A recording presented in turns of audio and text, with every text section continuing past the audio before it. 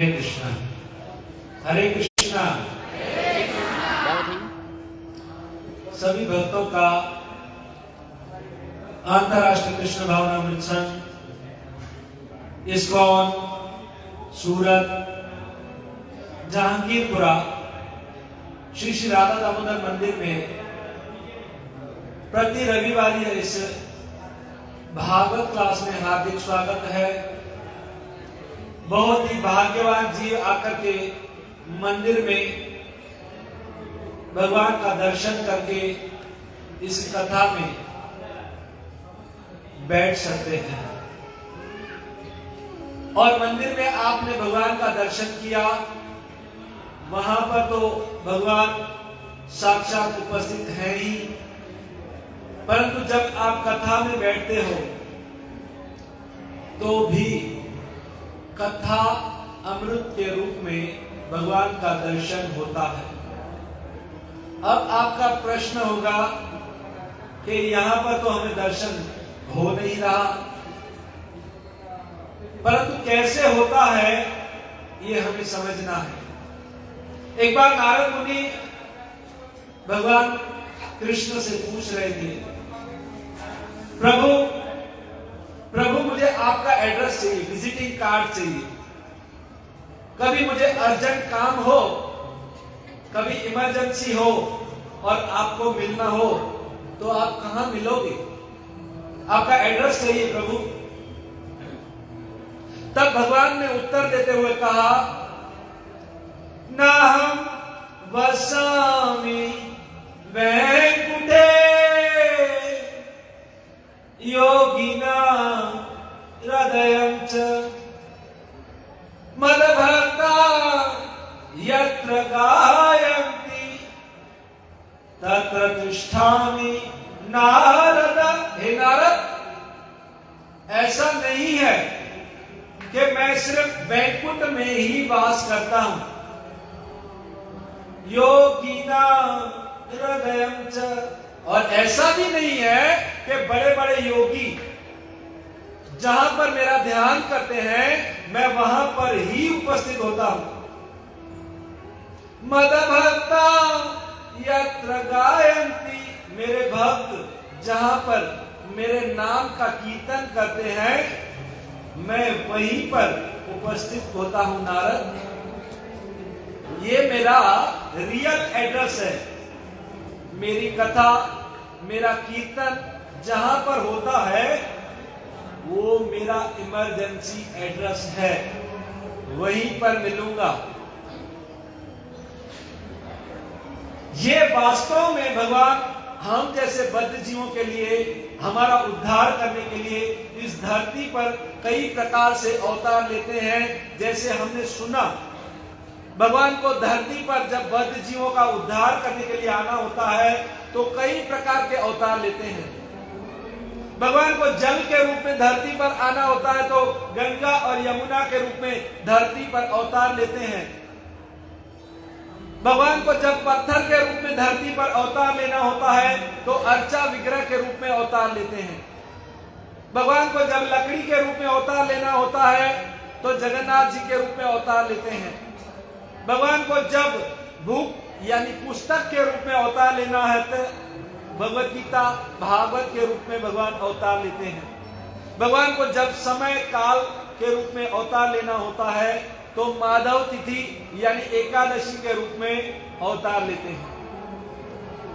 भगवान को जब शब्द रूप में अवतार लेना होता है तो भगवान इस धरती पर नाम के रूप में अवतार लेते हैं।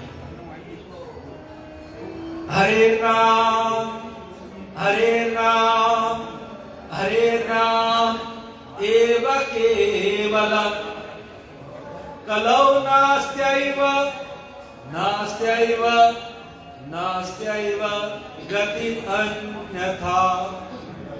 कलयुग में भगवान नाम के रूप में अवतार लेते हैं। 3 बार इस श्लोक में कहा गया, हरे नाम हरे नाम हरे नाम, ओनली 4 महामंत्र के रूप में। हरे नाम हरे नाम हरे नाम। महामंत्र भगवान के नाम के रूप में मैं अवतार लेता हूं, अवतार लेता हूं, अवतार लेता हूं। और कलयुग में न अस्ति न अस्ति न अस्ति और कोई साधन भगवान को प्राप्त करने का नहीं है, नहीं है, नहीं है। 3 बार जिस बात पर जोर दिया जाता है शास्त्र में, जैसे कोई कोर्ट का जज क्या बोलता है? Order, order, order. ये शास्त्रों का ऑर्डर, ऑर्डर, ऑर्डर है। देखिए, सतयुग में मनुष्य की उम्र थी 1 लाख साल, और सतयुग में भगवान को प्राप्त करने की जो दवा थी, औषधि थी, वो था ध्यान। और हजारों सालों तक कोई व्यक्ति अगर ध्यान करता था तो उसको भगवान प्राप्त होते थे।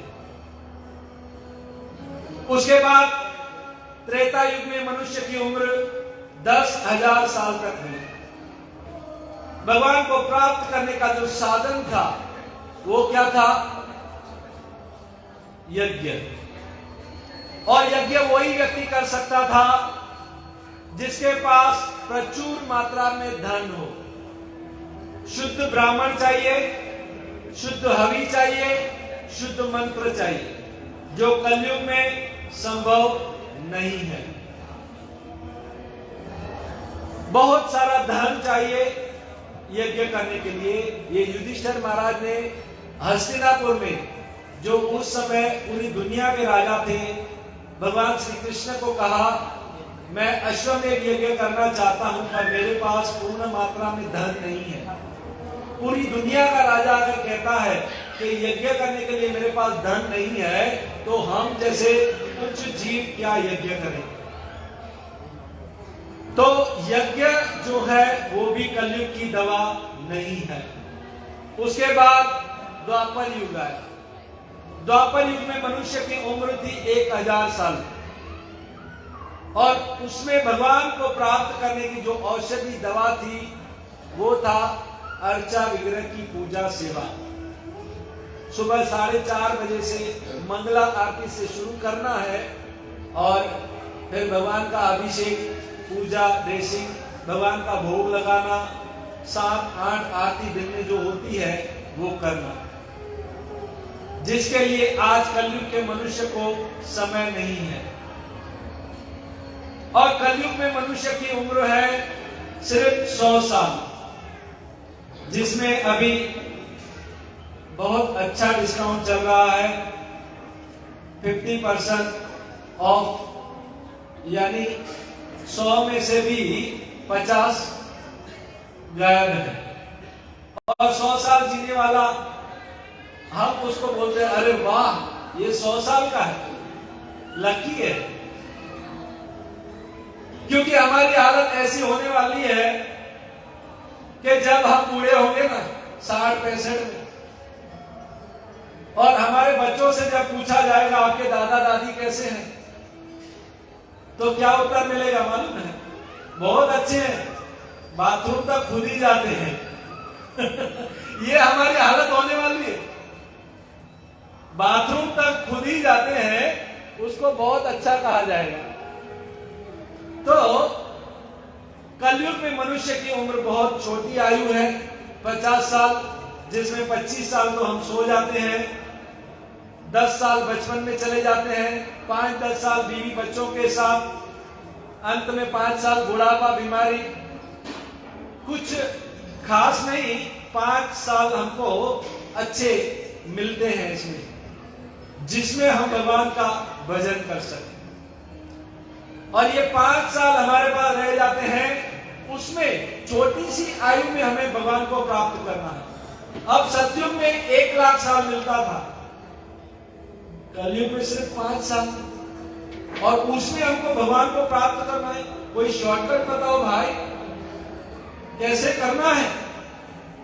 तो उसके लिए शास्त्र में जो दवा दी गई वो लेटेस्ट औषधि, यानी आपकी जो लेटेस्ट दवाई है वो हमको मिली है। यानी कलयुग में एक्सपायर डेट वाली दवा नहीं काम करेगी। ध्यान जो है वो सतयुग की दवा है, एक्सपायर डेट है। यज्ञ जो है वो त्रेता की दवा है, एक्सपायर डेट है। तप, धाम, यज्ञ, कर्म, ये सब एक्सपायर डेट है। कलयुग केवल नाम आधारा, हरे नाम हरे नाम हरे नाम एव केवलम, कलौ नास्त्यैव नास्त्यैव नास्त्यैव गति अन्यथा। एक्सपायर डेट वाली दवा नहीं चलेगी, ये लेटेस्ट दवा लेनी पड़ेगी। क्योंकि आज हम इतनी बुद्धि लगाते हैं, मेडिकल स्टोर पर जाते हैं ना, तो 20 रुपए की दवा लेते हैं, हम देखते हैं एक्सपायर डेट तो नहीं है। परंतु भक्ति करनी है वहां पर नहीं देखते कि कलयुग की दवा क्या है, कलयुग की औषधि क्या है।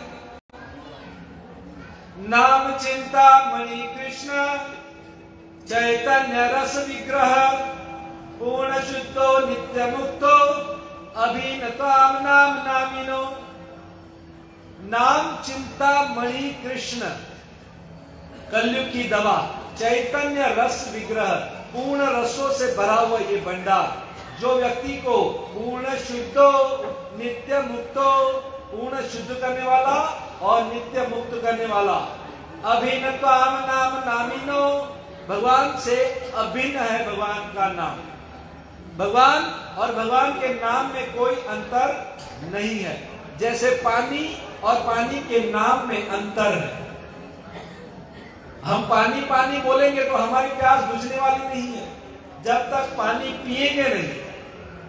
परंतु भगवान का नाम ऐसा रस है जो नाम लेने मात्र से वो रस कृपा करने लगता है। और ये कलयुग की लेटेस्ट दवा है। कृते ध्यायतो विष्णु यजन यज्ञेश्त्रायाम द्वापर अर्चनम यदा अपनोति तद अपनेति कलो संकीर्तनम केशव। कलयुग में सिर्फ और सिर्फ हरिनाम। पूरी भागवत बताने के बाद परीक्षित महाराज को सुखदेव गोस्वामी ने जब 7 दिन कथा बता चुके और कथा के अंत में लास्ट श्लोक जब 18,000 श्लोक बताए गए और अंतिम श्लोक जब सुखदेव गोस्वामी ने परीक्षित महाराज को बोला, वो श्लोक था नाम संकीर्तनयश्च सर्व पाप प्रणशनम प्रणामो दुःखर्षम नमस्तम नमामि हरि परम। नाम संकीर्तन यस्य, उस भगवान श्री कृष्ण का नाम ही कलयुग में बद्ध जीवों का उद्धार करने वाला है। और ऐसे भगवान को मैं प्रणाम करता हूं। ये सार बता दिया एक श्लोक में पूरे भागवत का 18,000 श्लोक का।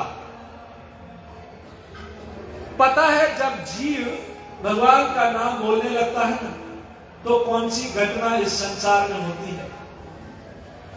कोई व्यक्ति जब बोलता है कि कल से मैं भगवान का नाम शुरू करूंगा, एक माला का प्रारंभ करूंगा, तो उस समय हमारे ब्रह्मांड में कौन सी घटना होती है।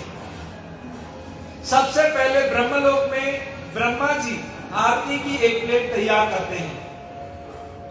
ब्रह्मा जी को जब पूछा जाता है आप आरती की प्लेट क्यों तैयार कर रहे हैं, तो ब्रह्मा जी उत्तर देते हैं कल से एक बद्ध जीव अपना उद्धार करने के लिए भगवान का नाम लेने वाला है, इसलिए वो यहां से जरूर गुजरेगा, क्योंकि वो भगवान के धाम में जाने वाला है। और मैं यहां से जब गुजरेगा तो उसकी आरती प्रारंभ कर दूंगा, उसकी प्लेट बना रहा हूं। अच्छा, ये पहली घटना। दूसरी घटना क्या होती है, जब व्यक्ति जप करना शुरू करता है, यमराज अपने चित्रगुप्त को बुलाते हैं और उस व्यक्ति का खाता अकाउंट डिलीट करवा देते हैं कि कि अब ये व्यक्ति हमारे यमलोक में यानी नरक में नहीं आने वाला है, इस व्यक्ति का खाता डिलीट कर दो। चित्रगुप्त जब पूछता है प्रभु इसने तो बहुत सारे पाप किए हैं, अभी नाम तो शुरू भी नहीं किया है। यमराज जी बोलते हैं कल से करने वाला है, अब ये हमारे खाते में नहीं आता, हमारे खाते से बाहर है, यानी उसका यमलोक से नाम कट जाता है, अर्थात वो नरक में नहीं जाता। तीसरी घटना होती है भगवान के गोलोक धाम में। भगवान गोपियों को बुलाते हैं और कहते हैं गोपियां कन्या इधर आओ। गोपियां जब कृष्ण से पूछती हैं क्या काम है प्रभु, बोलते हैं ये फलाना फलाना व्यक्ति जो है उसका गोलोक धाम की जो फाइल है उसमें नाम ऐड कर दो। गोपियां बोलती है प्रभु इसने तो अभी नाम शुरू नहीं किया है, अभी तो ये बोल रहा है कल से मैं भगवान का नाम लेने वाला हूं। भगवान बोलते हैं अब इसने सोचा है ये करने वाला है, क्योंकि आगे की सारी जवाबदारी मेरी है, मैं उसे अवश्य अपने धाम में जब तक नहीं लाऊंगा तब तक चैन से नहीं बैठूंगा, क्योंकि अब मेरी जवाबदारी है। अच्छा, गोपियां बोलती हैं ठीक है, उस व्यक्ति का नाम उस फाइल में यानी गोलोक धाम की फाइल में ऐड हो जाता है। ये तीसरी घटना होती है जब व्यक्ति सिर्फ सोचता है कि कल से मैं महामंत्र का जप करूंगा। एक बार जब व्यक्ति कृष्ण और राम का नाम लेने लगता है ना, तो उस व्यक्ति के करोड़ों जन्मों के पाप ऐसे जल जाते हैं जैसे रुई के गोडाउन में कोई एक माचिस की सली लगा देना तो पूरा गोडाउन जल जाता है। करोड़ों जन्मों के पाप, इतने पाप जल जाते हैं जितने पाप वो कभी करोड़ों जन्मों में कर ही नहीं सकता। पाप को काटने के लिए हरिनाम जो है वो मच्छर के ऊपर एटम बॉम्ब को फेंकने जैसा है। एक मच्छर छोटा सा और उसके बाद इतना बड़ा एटम बॉम्ब फेंका जाए तो उस मच्छर की क्या हालत हो। पाप काटने के लिए हरिनाम एटम बॉम्ब है, परंतु हमें पाप काटने के लिए नहीं, क्योंकि खाली व्यक्ति सोचता है मैं कल से भगवान का नाम लूंगा, उसी समय उसके हृदय के पाप जलने लगते हैं। हमें कृष्ण नाम से भगवान का प्रेम प्राप्त करना है।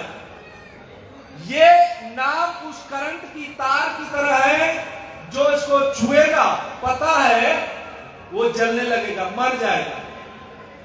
और करंट की तार ऐसी है, नहीं पता है, अनजाने में भी अगर हाथ लग गया तो मरने वाला ही है। जब एक करंट की तार अपना काम करके ही छोड़ती है तो कृष्ण का नाम या राम का नाम क्या अपना काम नहीं करेगा। अब देखिए, हम कलयुग में भगवान का नाम लेते हैं। कौन सा नाम लेते हैं? महामंत्र। हरे कृष्ण कृष्ण कृष्ण हरे हरे, हरे राम राम राम हरे हरे। अब हमको पहले यह समझना है इस महामंत्र की शक्ति क्या है। द पावर ऑफ हरिनाम। कोई व्यक्ति अगर एक बार ये महामंत्र बोलता है तो उसको क्या फल मिलता है। इस महामंत्र में 4 बार राम का नाम और 4 बार कृष्ण का नाम आता है। कोई व्यक्ति एक बार राम का नाम लेता है उसको क्या फल है। कोई व्यक्ति अगर एक बार कृष्ण का नाम लेता है तो उसका क्या फल है। कोई व्यक्ति अगर एक बार पूरा राम महामंत्र बोल देता है तो उसका क्या फल है। कोई व्यक्ति अगर एक माला जप करने लगता है तो उसका क्या फल है। कोई व्यक्ति अगर 16 माला रोज करता है तो उसका क्या फल है। आज का टॉपिक यही है। इसी को समझना है कि कलयुग में भगवान के नाम की कितनी शक्ति है। तो सबसे पहले हम हरे कृष्ण महामंत्र बोलते हैं, तो इस महामंत्र का अर्थ क्या होता है ये समझे। जब व्यक्ति हरे नाम यानी हरे कृष्ण महामंत्र बोलता है, इसका प्रथम अर्थ तो ये होता है कि वो भगवान से, श्रीमती राधा रानी से प्रार्थना कर रहा है और कह रहा है मुझे कृष्ण की भक्ति में, मुझे कृष्ण की सेवा में लगाइए। ये एक प्रकार की प्रार्थना है। जब व्यक्ति हरे कृष्ण महामंत्र की हरे बोलने लगता है, तो हरे का एक अर्थ होता है राधा रानी, हरे का एक नाम होता है, अर्थ होता है हरि, जो हमारे सारे पापों को हर लेता है। ये हरे का शब्द का अर्थ है जब व्यक्ति हरे बोलता है। अब राधा रानी के नाम की कितनी महिमा है, कितनी ताकत है, उसको समझे इससे पहले हमें कृष्ण और राम के नाम की महिमा को समझना है, क्योंकि महामंत्र को समझना है ना। तो सबसे पहले हम राम नाम की महिमा समझेंगे। राम शब्द का अर्थ होता है, राम में 3 शब्द आते हैं, र, आ और म। जब व्यक्ति राम बोलना शुरू करता है, तो र का जो बीज मंत्र है, र जो है ना, वो अग्नि का बीज मंत्र है और अग्नि का काम है जलाना।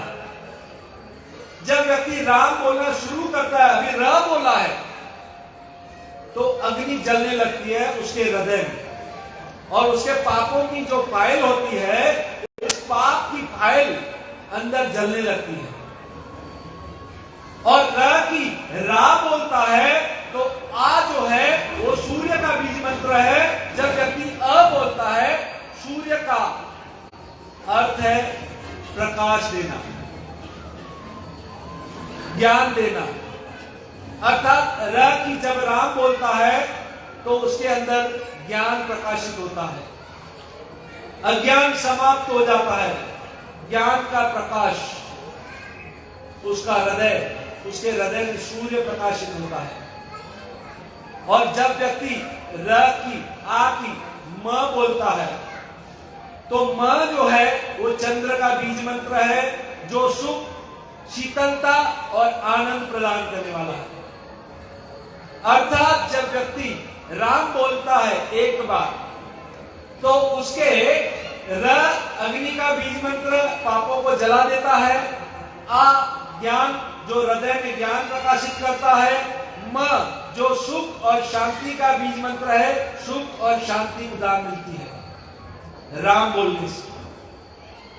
इसीलिए राम का नाम ही सत्य है।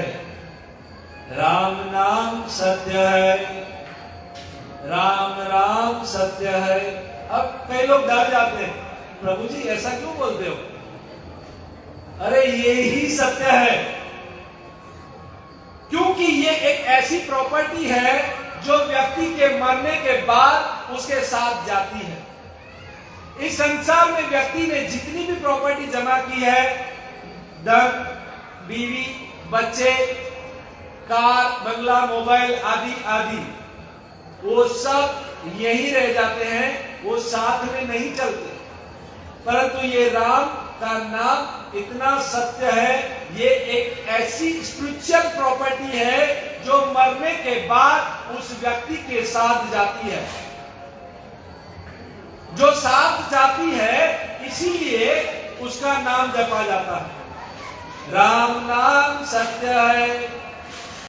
अच्छा, अगर राम नाम सत्य नहीं है, ठीक है, अगर राम का नाम नहीं चलेगा, बीवी चलेगी, बच्चे चलेंगे, धन चलेगा, तो हम ये बोलेंगे ना, बीवी बीवी सत्य है, बंगला बंगला सत्य है, मोबाइल मोबाइल सत्य है, टीवी टीवी सत्य है। ये हमारे साथ नहीं आने वाले। जब व्यक्ति की मृत्यु होती है, तो शास्त्र में एक श्लोक का वर्णन है कि जब व्यक्ति मरता है तो उस समय बीवी दरवाजे तक आती है। धन जो होता है कार बंगले तक, और बंगले के बाद बाहर शमशान भूमि तक समाज, रिश्तेदार, घर परिवार आदि वाले, और चिता तक जब उसको चिता को आग लगाई जाती है तो पुत्र 3 परिक्रमा तक। उसके बाद जिस शरीर पर हमें बहुत अभिमान है वो शरीर अग्नि तक। उसके बाद उस व्यक्ति को कर्म के आधार पर यात्रा शुरू करनी होती है, तब उस व्यक्ति की असली यात्रा का प्रारंभ होता है। और राम नाम इसीलिए बोला जाता है, महादेव ने पार्वती से कहा, उमा उमा कहूं मैं अनुभव अपना, राम नाम ही सत्य है बाकी सब सपना। अच्छा, मां पार्वती ने शिव जी से पूछा, प्रभु ये राम नाम सत्य है, पर मैं आपसे एक प्रश्न पूछती हूं, ये आप शरीर पर शमशान की भस्म, मरे हुए लोगों की भस्म क्यों लगाते हैं? मुझे जरा बताइए आज। महादेव ने कहा, पार्वती तुम जानना चाहती हो तो मैं भस्म क्यों लगाता हूं, तुम मेरे साथ आज चलो। महादेव पार्वती को शमशान भूमि ले गए और वहां पर एक मरे हुए चिता को लेकर के आ रहे थे। लोग बोल रहे थे, राम नाम सत्य है, राम राम सत्य है। महादेव ने पार्वती से कहा, देखो पार्वती, ये मरने वाला व्यक्ति है ना, इस मरे हुए व्यक्ति की वजह से आज जीवित लोगों ने राम का नाम लिया है। मैं इस मरे हुए मुर्दे पर फिदा हूं। मरे हुए व्यक्ति की वजह से आज जीवित लोगों ने राम का नाम लिया है, इसलिए इस मुर्दे की राख मैं अपने शरीर पर लगाता हूं। अच्छा, अब महादेव जब भी घर पे आते थे ना, तो महादेव को राम का नाम जपते हैं, हमेशा माला उसमें हाथ में होती है। तो जब आते थे तो पार्वती जो है वो विष्णु सहस्त्र नाम जपती है। विष्णु सहस्त्र नाम, जिसमें भगवान विष्णु के 1000 नाम आते हैं। तब महादेव जब भी आते, पार्वती खाना तैयार है, टिफिन तैयार है। पार्वती बोलती, नहीं नहीं अभी मेरी विष्णु सहस्त्र नाम बाकी है प्रभु, थोड़ी देर आप वेटिंग, रुक जाओ। एक बार शिव जी को ऐसा हुआ, पार्वती तुम बैठो मेरे साथ, मैं आज तुम्हें एक शॉर्टकट बताता हूं, समझना ध्यान से। तुम्हारा जो विष्णु सहस्त्र नाम है ना, विष्णु के 1000 नाम, आज मैं तुझे शॉर्टकट बताने वाला हूं, वो सुन लो। बोले क्या प्रभु बताइए। बोले एक बार जो व्यक्ति राम का नाम लेता है ना, तो उसने विष्णु सहस्त्र नाम पूरी गा ली, यानी विष्णु के 1000 नाम। ठीक है, अब आप गिनते जाइए, महामंत्र को समझना है ना। जो व्यक्ति एक बार राम का नाम बोलता है, उसने पूरी विष्णु सहस्त्र नाम गा ली, यानी विष्णु के 1000 नाम उसमें आ गए। तो पार्वती तुम आज से राम का नाम बोला। अच्छा ठीक है, तो महामंत्र जब हम बोलते हैं तो उसमें कितनी बार भगवान का नाम आता है? राम का 4 बार। तो जो व्यक्ति 4 बार, यानी एक महामंत्र में 4 बार राम का नाम लेता है, तो कितनी विष्णु सहस्त्र नाम, विष्णु के कितने नाम हुए? 4000 हो गए। अब उसी महामंत्र में कृष्ण का नाम आता है 4 बार। कोई व्यक्ति जब एक बार कृष्ण बोलता है तो उसने जब 3 बार राम का नाम होता है ना, एक बार जब कृष्ण बोलता है तो उसको 3 बार राम नाम का फल मिल जाता है।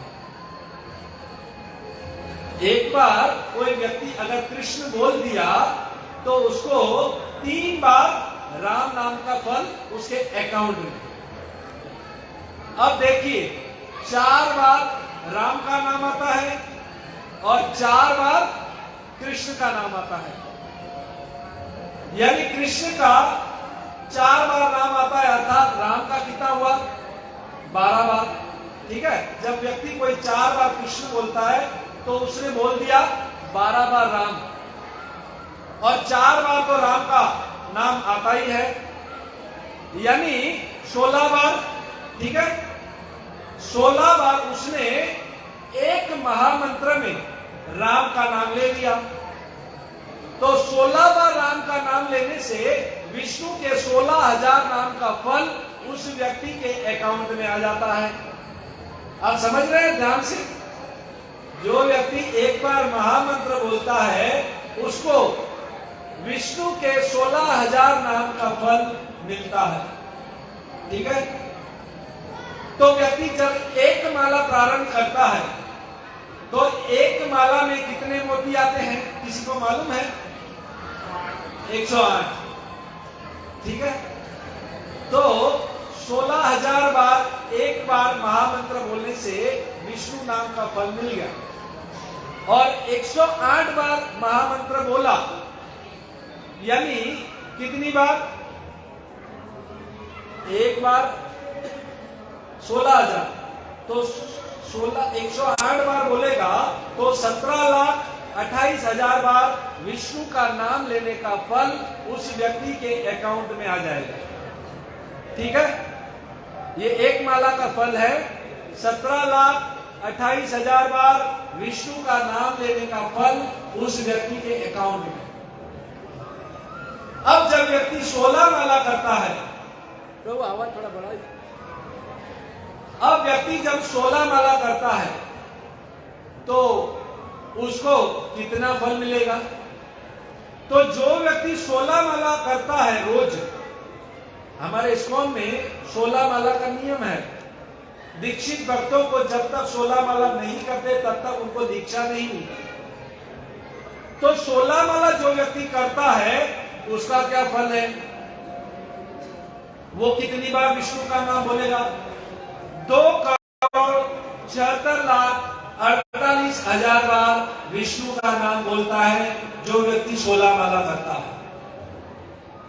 2,76,48,000 बार विष्णु का नाम लेता है जो व्यक्ति 16 माला करता है।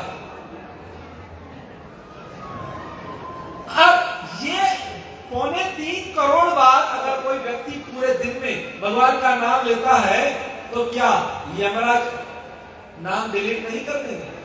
वो व्यक्ति नरकों में जाएगा क्या? अरे एक बार नाम लेने से सारे पाप जल जाते हैं, 2.25 करोड़ बार लेगा तो उसका क्या होगा? भगवान के धाम के दरवाजे खुल जाते हैं और कृष्ण वेलकम करने के लिए, उसका स्वागत करने के लिए दरवाजे पर खड़े होते हैं। इसलिए हमारे इस्कॉन में 16 माला का नियम है। अब 16 माला का नियम ही क्यों? क्योंकि लोगों को बहुत आश्चर्य लगता है। भगवान भगवद गीता के एक श्लोक में कहते हैं, सततम कीर्तयन्तो मां, 9:14 है कि सतत कीर्तन करने वाले को मैं प्राप्त होता हूं। यानी जो श्वास श्वास में भगवान का नाम लेता है वो व्यक्ति भगवान को प्राप्त होता है। अब व्यक्ति सोचेगा श्वास श्वास में, अरे पूरा दिन हम ऑफिस में होते हैं, रात को सो जाते हैं, फिर बीवी बच्चों को टाइम देना होता है, तो हम थोड़ी श्वास श्वास में भगवान का नाम ले सकते हैं। तो एक व्यक्ति एक दिन में 1 मिनट में कितनी श्वास लेता है?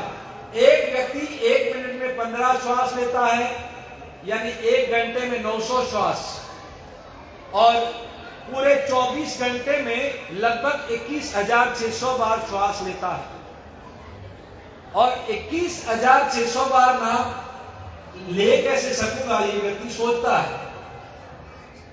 तो वो जब 16 माला करता है ना, तो उसने 27,000 बार भगवान का नाम ले लिया, यानी हो गया श्वास श्वास में भगवान का नाम। सततम कीर्तयन्तो मां, श्वास श्वास में भगवान का नाम हो गया, जो 16 माला करता है। अब ये महामंत्र जो जपता है वो सारे पापों से मुक्त हो जाता है। ये गारंटी कार्ड, ये रामायण में भगवान ने बता दिया राम ने कि एक बार मेरी शरण में आने वाला उसके सारे पापों का हवाला मैं ले लेता हूं। जब विभीषण आए थे रामायण में, और भगवत गीता में भगवान ने कह दिया सर्वधर्मान परित्याज्य माम एकम शरणम त्वम, मैं उसके सारे पापों को नष्ट कर दूंगा। सर्वधर्मान परित्याज्य माम एकम शरणम व्रज, जो मेरी शरण में आता है। दोनों में गारंटी कार्ड दे दिया, रामायण में भी और गीता में भी। ऐसे भागवत में भी कई प्रमाण है, महामंत्र है जिनका प्रमाण है। ये जो जैसे आखिरी श्लोक बताया गया नाम संकीर्तन में, जैसे तो उस व्यक्ति के सारे पाप कट जाते हैं जो जाने अनजाने में भगवान का नाम लेता है। जैसे हमारे इस्कॉन में प्रभुपाद जी ने ये नियम बनाया कि रोज सुबह हमें कीर्तन करने जाना है गली गली में, चाहे मच्छर सुने चाहे वृक्ष सुने, उसको अगला जन्म मनुष्य का मिलेगा सुनने मात्र से। जब हम मच्छर के आगे भी हरे कृष्ण महामंत्र बोलेंगे ना, तो मच्छर आगे मनुष्य जन्म प्राप्त करेगा। इसलिए हमारे इस्कॉन वाले भक्त जो हैं रोज सुबह हरिनाम का प्रचार करने जाते हैं। लूट लो जिसका दिल चाहो मैं, हो लूट लो जिसका दिल चाहो मैं, शोर मचाऊं गली गली, राम नाम के कृष्ण नाम के हीरे मोती मैं बिखराऊं गली गली।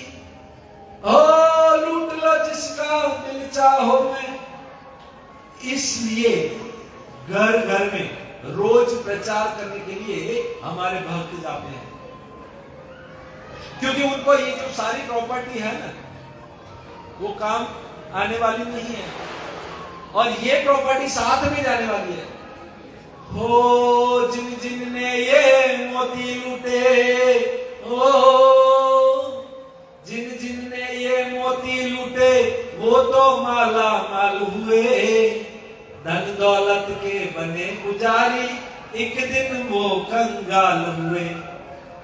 सुंदर काया मिट्टी होगी, हो सुंदर काया मिट्टी होगी, चर्चा होगी गली गली। सुंदर काया मिट्टी होगी, चर्चा होगी गली गली। राम नाम के कृष्ण नाम के हीरे मोती मैं बिखराऊं गली गली। ये सत्य है। राम का नाम कृष्ण का नाम ये ही सत्य है। अब आप बार बार बोलोगे कि आप यही बोल रहे हो यही बोल रहे हो, ये रियल प्रॉपर्टी है। एक बार व्यक्ति जब राम बोलता है ना तो कैसे पाप कटते हैं। हमारे राम के पिता ही रामायण में दशरथ महाराज का उदाहरण ले लीजिए। दशरथ महाराज एक बार जंगल में शिकार करने के लिए निकले, और शिकार करते करते उन्होंने शब्दवेदी बाण चलाया जो श्रवण कुमार को लगा। श्रवण कुमार की मृत्यु हुई। दशरथ महाराज वहां पहुंचे और बहुत दुख हुआ। श्रवण कुमार ने कहा मेरे अंधे माँ बाप, उनको मैं यात्रा कराने के लिए निकला था, आप उनको पानी पहुंचा दीजिए। दशरथ महाराज उनके अंधे माँ बाप के पास पहुंचे और कहा कि मैंने आपके श्रवण की हत्या कर दी है, मैं माफी चाहता हूं, आप ये पानी स्वीकार कीजिए। श्रवण कुमार के अंधे माँ बाप ने महाराज दशरथ को शाप देते हुए कहा कि आज हम मर रहे हैं पुत्र वियोग में।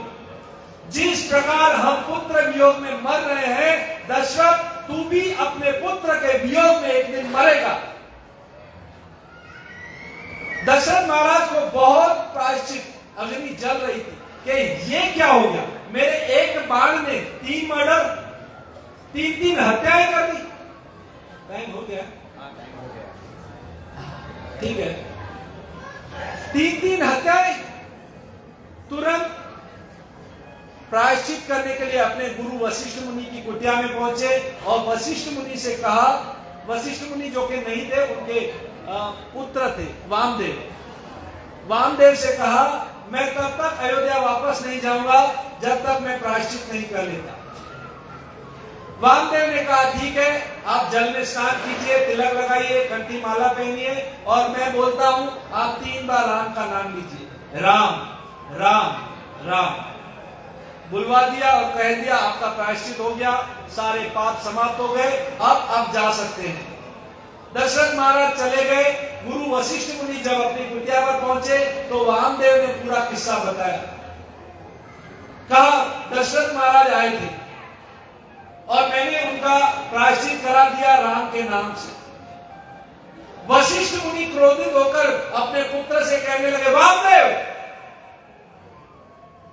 तुमने 3 बार राम का नाम दिलाया, तुमने आज राम के नाम की महिमा को कम कर दिया है, जाओ मैं तुम्हें शाप देता हूं, तुम असुर बनोगे। वामदेव आश्चर्यचकित हो गए, पिता के चरणों में गिर गए। पिताजी मुझे मालूम नहीं था, एक बार राम का नाम लेने से सारे पाप जल जाते हैं। वशिष्ठ मुनि ने कहा जब व्यक्ति राम की राह बोलता है तो पाप जो होते हैं वो आउटगोइंग, बाहर, जब म बोलता है, होठ बंद करता है तो इनकमिंग बंद। परंतु क्योंकि तुम मेरी शरण में हो, मैं तुम्हें आशीर्वाद देता हूं, क्योंकि रामलीला चल रही है, राम स्वयं तुम्हारा उद्धार करेंगे। वो वामदेव उनका पुत्र असुर बना और फिर राम ने उनका उद्धार किया। तात्पर्य यह है कि राम का एक बार नाम बोलने से सारे पाप नष्ट होते हैं। बहुत सारी महिमा है, अभी हमने शुरू किया है, सिर्फ समय हो गया है, पर अब ये शुरुआत है। 7 दिन तक ये कथा करेंगे ना हम, तो पूरी नहीं होने वाली। तो आज हमने ट्रेलर देख लिया, आज सिर्फ हम राम नाम की महिमा को जाने, अगली बार हम कृष्ण के नाम की महिमा को जानेंगे। तो जो व्यक्ति राम का नाम लेता है, कृष्ण का नाम लेता है, सारे पाप उसके नष्ट हो जाते हैं। और आज हम आपके लिए एक बड़ी स्कीम लेकर के आए हैं। हरिनाम जप की माला और माला के साथ उसकी झोली, प्रभु दिखाइए जरा उनकी माला और माला की झोली, जो 50 रुपए की है, आज 50% डिस्काउंट। 25 रुपए में माला और माला की थैली, यानी 12.5 रुपए की थैली, 12.5 रुपए की माला। कोई व्यक्ति आज से ये प्रण लेगा कि मैं आज से भगवान के नाम का जप करूंगा, तो 25 रुपए में माला लेगा। और किसी को नाम दिलवाएगा, एक थैली माला के साथ दान करेगा, तो उसको जो फल मिलेगा उसका फल भी उस व्यक्ति के अकाउंट में जाएगा जो दान करेगा। 25 रुपए की माला अगर कोई दान करता है, किसी को देता है कि तुम माला करो, तो उसका फल भी उसके अकाउंट में जाएगा। हम किसी को बोलते हैं ना राम राम, तो उसका फल तो हमें मिलता ही है। वो सामने वाला व्यक्ति भी बोलता है राम राम, उसका फल उसे तो मिलता ही है, उसका फल हमें भी मिलता है, क्योंकि हमने उससे दिलवाया ना नाम। तो ऐसे अगर आप राम का नाम लोगे, आज से ये माला मिल रही है 50 रुपए की माला, 50% डिस्काउंट, 25 रुपए, तो आप ले सकते हो। अब प्रसाद का समय हो गया है, शांति से आपको प्रसाद देना है। ये दीश देखिए यहाँ पर लगाई हुई है, प्रेम शांति से आपको प्रसाद देना है। और आप प्रसाद लेते लेते और नाम की महिमा हम सुनाएंगे। जिसकी इच्छा है कि आज से मैं माला करूंगा, उसके सारे पितर आज से नाचने लगेंगे। हरे कृष्णा कृष्णा कृष्णा हरे हरे, हरे राम राम राम हरे। તમારું એકાઉન્ટ ખુલી ગયું છે હવે ભગવાનનું નામ લીધું। કોઈને પણ માળા જોતી હોય તો તમે લઈ શકો છો। ₹50 જોડી છે આમ પણ ડિસ્કાઉન્ટ મંદિર તરફથી અને પ્રભુજી તરફથી ડિસ્કાઉન્ટ છે ₹25 ની અંદર લઈ શકો છો આ પ્લેટ બધી જે રાખી છે એ પ્લેટ તમે લઈ અને પ્રસાદની લાઈનમાં એક સાથે અને અમારા ભક્તોને વિનંતી છે કે આ પાથરણા જે પાથર્યા છે એ પાથરણા લઈ શકો અરે મારા માટે અહીંયાથી આ લાઈન કરીને તમે લઈ શકો છો હરે કૃષ્ણ